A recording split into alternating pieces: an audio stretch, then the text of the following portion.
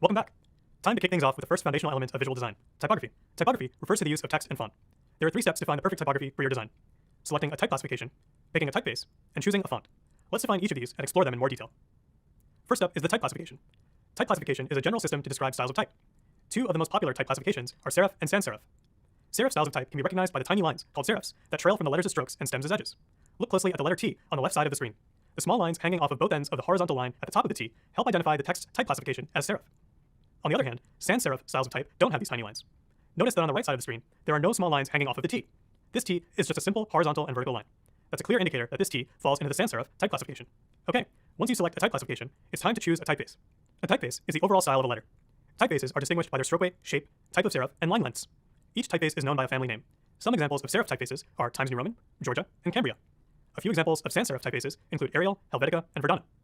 Historically, UX designers preferred sans serif typefaces for apps and websites because it was more legible on the screen. But as technology has gotten better, so has screen resolution, which means it's no longer difficult to read serif typefaces digitally. In the past few years, serif typefaces have made a comeback with UX designers, and they have even been digitized for modern screen use.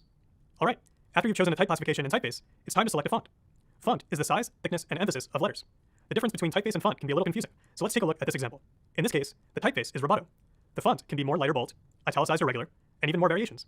The font, on the right side of the screen, is a collection of all of the characters of a typeface in one size and one style.